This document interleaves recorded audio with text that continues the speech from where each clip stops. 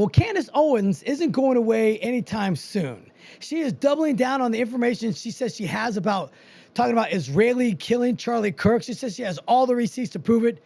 Bill Ackman is telling something completely different of the story. He brought receipts, and it's just getting bigger and bigger. Jimmy Kimmel has lost his job. Is this the end of free speech as we know it? But isn't it interesting how the left was cheering everybody else that got canceled, but when it happens to them, now it's free speech? Stick around. You just might learn something.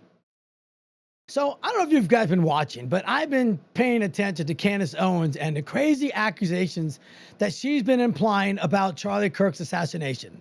She's tying it to Israel. She's saying that Israel took him out because he was very against what they were doing to Hamas. And to the point where he had a situation and a meeting with Bill Ackman. Bill Ackman offered him $150 million to stop talking about Israel and the negativity he was putting on it, so he could try to be more pro-Israel, turn the message around to get invited to Israel, go speak with Netanyahu. He refused. It got heated, and she's doubling down on this. She's saying she has all the receipts. Here's something interesting, though. She hadn't been following Charlie Kirk in a long time. Probably a couple years. She says that she's his best friend, but yet this woman gets on her podcast, doesn't boo-hoo at all, not even tearing up. She's very angry, which, you know, that's one of the stages of grief, right? Anger. She's not even boo-hooing a little bit, but she's very angry, very pissed off, and she's literally accusing a leader of a foreign country of an assassination of her friend. Now, she talks about they were best friends, but there's, like I said, there's no evidence that they were best friends anymore. There's people from Turning Point that were talking about they haven't seen her around Charlie Kirk in years. Eric Boyle, he said that. So what's the facts here? There are a lot of people on that side on Turning Point that are like, man, she's gone crazy. His pastor, Charlie Kirk's pastor, even said she needs to calm down the rhetoric. None of that's true. And he was Charlie Kirk's personal pastor, prayed with him, consulted with him, and he's saying something different. So what's the actual truth here? What's going on with Candace Owens that she is fighting so hard to keep this stuff in the forefront? Now, I get it. She's getting a lot of clicks on her shit right now. Her live has gone exponentially crazy right now. This is what she's doing. I believe she's capitalizing on her so-called friend's death. I think she's capitalizing on it. It just seems really strange to me that after all of this time, she's blaming Netanyahu for the killing. And it's crazy to blame a world leader. And there's people who talk to me and they say, well, how come Erica Kirk hasn't come out and said anything differently, told her to stop? You have no idea what they're doing behind closed doors. You don't. Erica Kirk has a lot of other things to worry about than talking about Candace Owens and the innuendos and the insinuations that she is making against Israel. She has a lot of other things. And we don't know if she's even done that behind closed doors. We don't know if she's called her or text messaged her and say, hey, pump the brakes on this. It's just a little out of hand. And maybe Candace Owens is saying, no, I'm not going to let it die. He was my friend. I'm going to expose all this corruption. We don't know. But it's getting strange. She's getting really weird. I mean, check out what she just said about Netanyahu. There is a lot happening right now, okay? Bibi Netanyahu is again denying that he murdered Charlie Kirk. I mean, she's literally accusing a guy in front of millions of people that he did it. Now, Netanyahu came out and he gave his own speech, and he's basically defending himself, saying how ludicrous it is for her to be even saying that, to even think that Israel do anything against Charlie Kirk, how they were good friends, how he just got a letter from him a couple of months ago, and that how much he cherished it. I mean, check out what Netanyahu has to say about this. Joseph Goebbels, the Nazi propaganda minister, said that the bigger the lie, the faster it will spread. Well, somebody has fabricated a monstrous big lie that Israel had something to do with Charlie Kirk's horrific murder. This is insane. It is false. It is outrageous. Charlie Kirk was a giant, a once-in-a-century talent who defended freedom, defended America, defended our common Judeo-Christian civilization. Charlie loved Israel. He loved the Jewish people. He told me so in a letter that he sent me just a few months ago. One of my greatest joys as a Christian, he said, is advocating for Israel and forming alliances with Jews to protect Judeo-Christian civilization. He encouraged me to make the case directly to the American people about how vital Israel is to U.S. national security. He told me The Holy Land is so important to my life, it pains me to see support for Israel slip away. Now, if Charlie disagreed with a policy of mine or a decision here and there, not only did I not mind, I welcomed it. This is the essence of Charlie. This is the essence of a free country. It's exactly what Charlie stood for. And I knew that his suggestions always came from the heart, from his love for Israel and from his love for the Jewish people. A few weeks before his death, I spoke to Charlie. I invited him to visit Israel again. And sadly, that won't happen. Now some are peddling these disgusting rumors, perhaps out of obsession, perhaps with Qatari funding.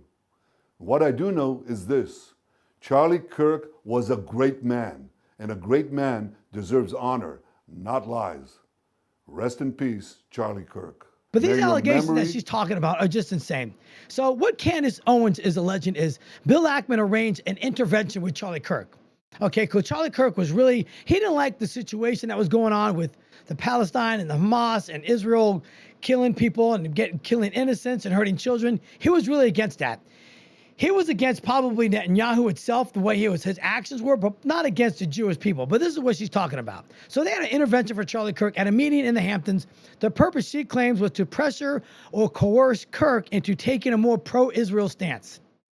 She stated that threats were made, and there was some blackmail and pressure involving money and financial incentives that Kirk allegedly declined, like that $150 million that I talked about.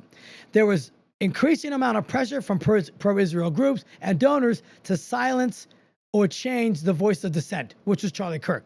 So Bill Ackman came back and he posted a text message. Check it out. These are the text messages that Bill Ackman posted up about the whole What's Up app conversation that he had with Charlie Kirk.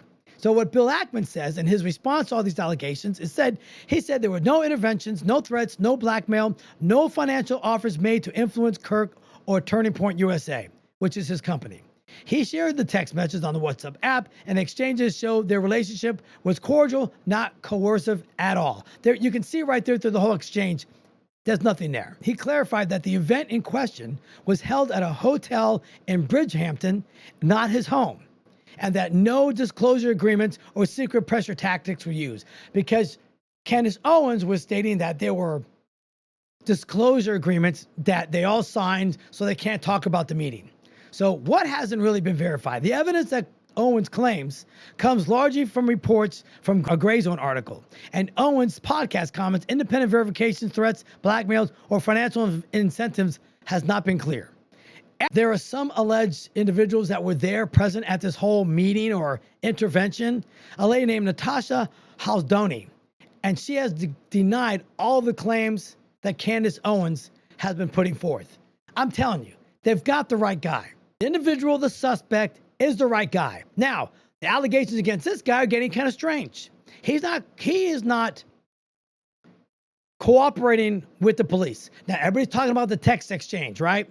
The guy was like, oh, he said vehicle, he said squad car, and she's going down all of these things through the text messages that are really odd for somebody to say. I don't know. Look on your phone. You could do a text search on your phone. See how many times you said vehicle in your text messages. It is so out of the ordinary. Also, there are allegations that this individual was probably on the spectrum, okay? Hyper smart, maybe awkward. Those are the allegations that they made. He was probably a little autistic. So maybe that's the way he talked. Or the conversation back and forth to his lover, his roommate, the guy, the trans individual, was to cover the roommate's butt, just in case they did find out that the roommate has something to do with it. Maybe this is a tactic to thwart off the police on the roommate, because the roommate has been disclosing all this information. So we don't really know. I tend to believe the FBI. I'm sorry, I'm just that guy. I believe Kash Patel, who was his actual friend and was absolutely distraught in his briefings of these allegations to the public, clearly upset. J.D. Vance, Vice President of the United States, clearly upset. Just check out what J.D. Vance had to say when he had a meeting with Jesse Waters. You talk to the shooter's mother, you talk to the shooter's father, you talk to the local district attorney, you talk to the FBI director or the deputy director of the FBI. You look at every ounce of evidence that we have, and it is clear. This is a person who grew up in a pretty normal family, actually had a pretty good home life, who was radicalized by the far left, by the social networks of the far left, by the ideas of the far left, and got so far down the path of radicalization that he killed my friend. That is not a both sides problem. My friend is dead because of left-wing political radicalization. And if you want to cut that out, then be honest about it and look yourself in the mirror. That is a guy who's extremely angry. This incident has changed J.D. Vance. I like this J.D. Vance now. I like the fire that he's got on his belly. You are never going to change J.D. Vance and how he feels now about the left. He is full force going to be aggressive to thwarting and squashing all of this bullshit that the left is perpetrating. They've got these groups that they're investigating right now that are part of the funding group from the George Soros group that are funding all of these left organizations. They get pallets of bricks dropped off, glasses, bottled water. They get all these supplies dropped off for all these riots. These pallets of bricks and all this other stuff, bats and things like that that they use to destroy and burn cities comes from somewhere. It's not free. Someone is paying for all this stuff. And the United States government is starting to go after them, and they've designated them as a terrorist organization. Antifa, they're going to be looking into them. These organizations are highly organized, and they are going after and targeting our easily manipulated youth. Our youth is extremely manipulated. This individual, the alleged killer of Charlie Kirk, he was in the deep web. His roommate, the allegation, his roommate was like a furry, did furry sexual things online while they were gaming in the dark web. This is not normal behavior for normal young adolescent teens or young men. It's just not normal behavior. There is something there that is manipulating our youth and causing them to do these horrific acts of violence. And we have to explain it. But we got people like Candace Owens that is pouring gasoline on the whole thing. Not even let the guy be buried yet before she's making all these crazy accusations about a world leader. And she's getting clicks and getting follows and getting people to talk about her on a daily basis. She posted a picture of the young man in question at a Dairy Queen. Here's a photo. You can see he's at a Dairy Queen. She said he couldn't have done it. He was at a Dairy Queen during that time. Well, I got news for you. Look at that poster in the background. See the poster in the background there? That is a Superman Return poster. That was posted in the summer of 2025 at a promo for Dairy Queen. Guess when it went? From June to July. That's it. We are clearly in September when she's alleging this individual was at the Dairy Queen. You can see from the Superman poster, it was clearly way before the shooting incident happens. She is getting discredited left and right, and you people are constantly agreeing with her when she's has no proof at all of what had happened. She's just making stuff up. She hasn't released any of the text messages between her and Charlie Kirk. Nothing. She hasn't released zip. Why? Because she wants to be relevant. This woman has spent months doing the whole President Macron's married to a woman thing. You know, she's getting sued with that. You know, Macron's wife just came out today or yesterday and said she's going to do DNA evidence and photographic evidence that she is in fact a female and not a male. We'll see what happens with that. And if that gets debunked, Candace Owens' huge deep dive on Macron's wife, she's going to be paying, and they're going to bankrupt her and her billionaire husband. So guys, listen to the FBI. I don't think they're lying to us. I think they're telling us the truth. It was one person on that roof. You can see it from the video footage. The person goes from one to the other. They had Dan Bongino interviewed the other day, and he even said, you guys can't see with the grainy footage of the guy getting off the roof with a rifle. Processing in conjunction with our ATF friends, but the firearm was wrapped in a towel. And as the director said this morning on a cable news appearance, the towel, we did get a pretty strong forensic DNA hit. So that's the only reason. Again, I don't want anyone to speculate, oh, they're not sure where the gun is. Oh, no, we have to be careful what we put out. And the video is not the best quality. It's not, and for no other reason than it's, you know, the video was, that camera where it is not a crime scene camera. It's a camera They have highly advanced AI and enhancement video techniques that can see him clearly getting off the roof with a rifle. They've debunked that. The rifle was not disassembled. Everybody's assuming the rifle was disassembled by some screwdriver that they got off the DNA that was on the roof. Maybe the screwdriver was used to put the scope onto the rifle because, you know, he did carry the rifle to the school down his pants. Now now I've tried putting a scope on that rifle and putting it down your pants. Probably very difficult to walk with that. Probably very obvious it was in his pants if he had a scope hanging off it. Has anybody even said that? No. They assume a screwdriver being found on the top of the roof is the cause why he disassembled the rifle. He did not disassemble the rifle. He fell off, came off the roof with it in his hands. He dropped it, picked it back up, and then carried it into the woods. Clear as day. Clear as day, it's what he did. I can see at the moment he drops it. And the FBI has better footage of that. Now people say, oh, why come the only footage they got is all grainy photographs? Why do they have to give you highly advanced photos? You got AI, enhance the photo yourself. Enhance it yourself. And why did he change clothes? I don't know. You commit a crime. I'm going to change clothes. You see it done in movies all the time. The guy changes his clothes. There's nothing weird about that. So he changed his clothes out of what he had on so he didn't get caught because he's at least halfway intelligent and realized I better change my clothes before I get caught and somebody recognizes I had a ball cap, dark t-shirt on, and jeans. And then he said the day later he changes back into the clothes that he had originally on. What's so weird about that? Maybe he poo-pooed himself. Maybe the guy dropped the deuce. Maybe he sharted on him in his pants and he had to change back into the clothes. That's nothing weird about that. But the Superman photo of him and a Dairy Queen getting a blizzard, completely debunked. That is false. She's giving you false information. Stop believing Candace Owens. Start believing the FBI. Yes. Oh, the government. You're going to believe the government, Eric? Yes. I believe the government. I believe Kash Patel. I believe J.D. Vance. Uma, his wife, J.D. Vance's wife. She was completely distraught, hugging on Erica Kirk in some photo. They loved each other, cared about each other very much. Do you really think J.D. Vance is going to do some kind of cover-up that one of his close friends was murdered, assassinated? It's awful. And yes, Charlie Kirk was a great man, and it's only 31 years on this earth. That man achieved a lot more than I did at 31. And he would have achieved a lot more in another 31 years. And he was taken out too soon because of free speech. And now free speech is everybody's all up in arms. Jimmy Kimmel gets fired off his show. Oh my gosh, it's all about free speech. That's funny. Nobody cared about free speech when Roseanne Barr got canceled off her show for something that she said. Nobody said anything about free speech when Gina Carano got fired off The Mandalorian of some tweet that she put out. Nobody cared about that. Nobody cared about that getting canceled. Nobody cared when they canceled Alex Jones on every single platform. They deplatformed them on YouTube, X, every single platform. Alex Jones was deplatformed. Why? Because of the things that he said. Do I agree with some of the things he said? No, I don't agree with some of the things that he said.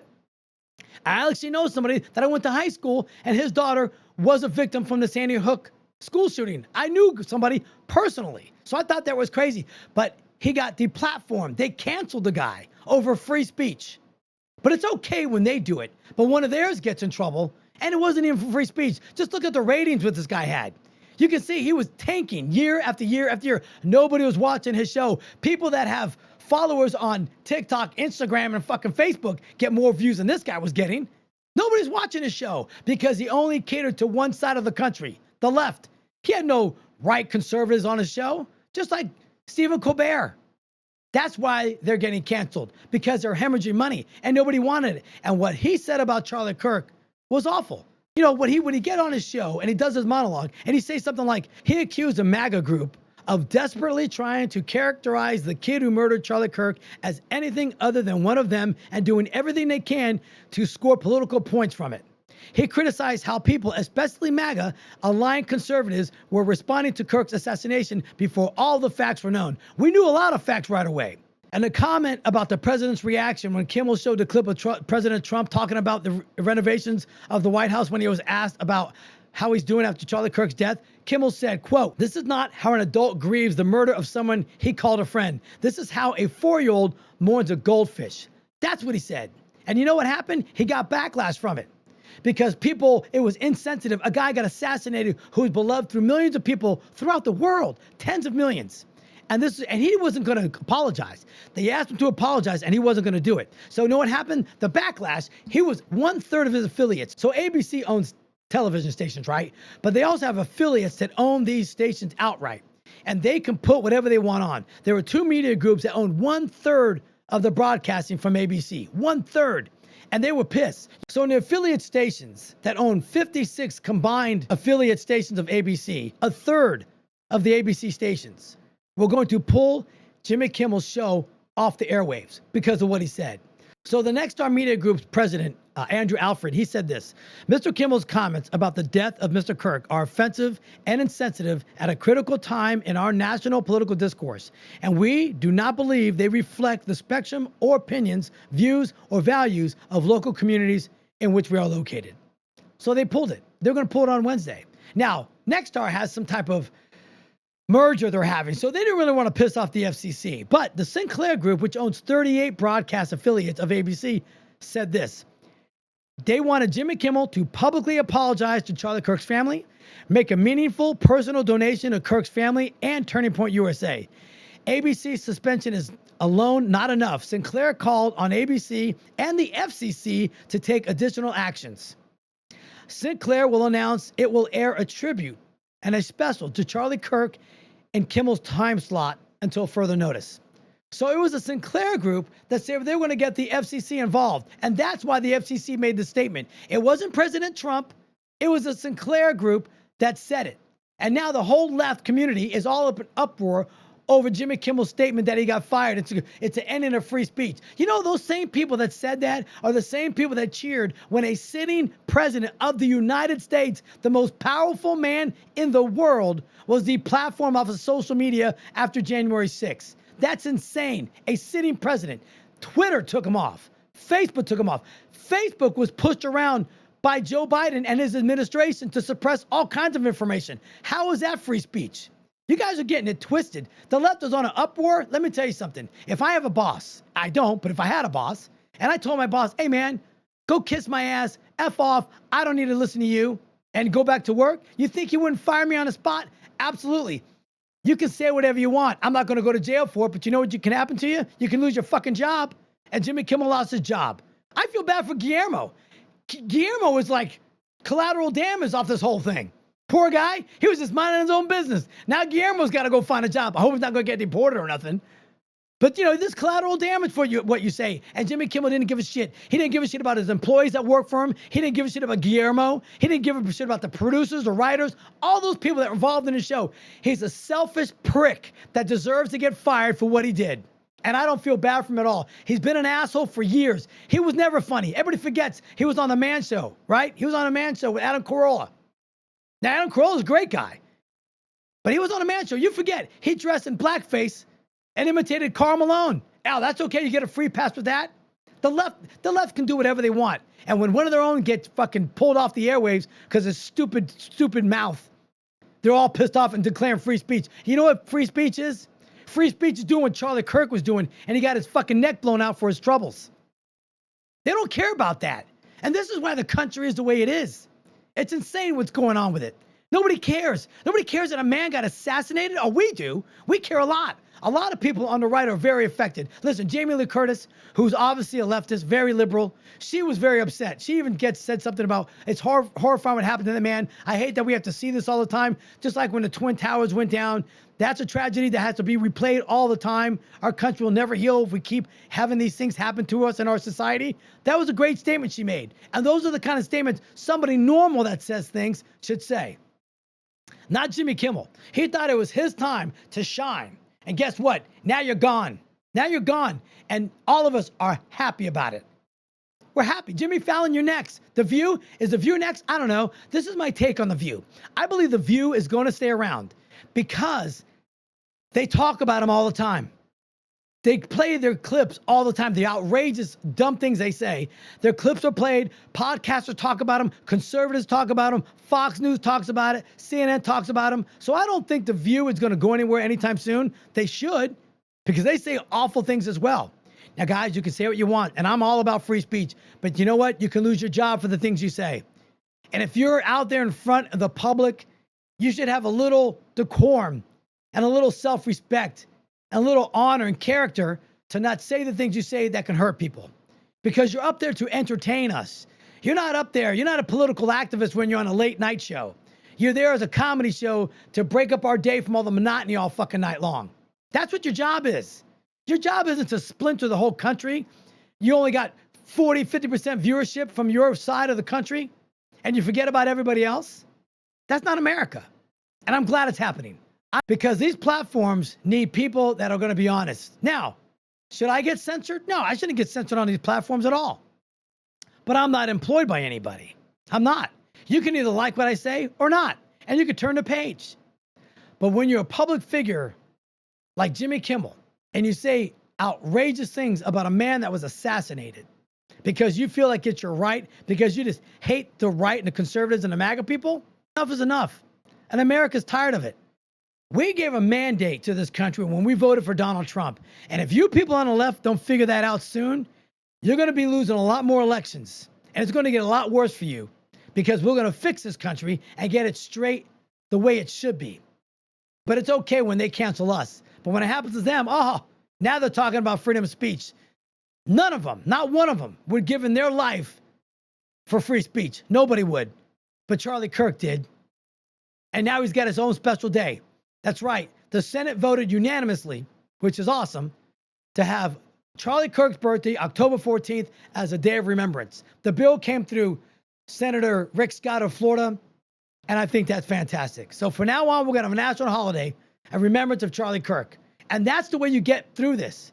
You come together, a bipartisan legislator, come together, and they make something like that happen. And that's how you move forward and get our country on the right track. Not saying stupid, outrageous things, because the country is hurting. Everybody saw that shot. It was a shot heard around the world. Everybody should be better for it. Well, join me next time for a little chit-chat, some observations, and some good old-fashioned conversation. Thanks.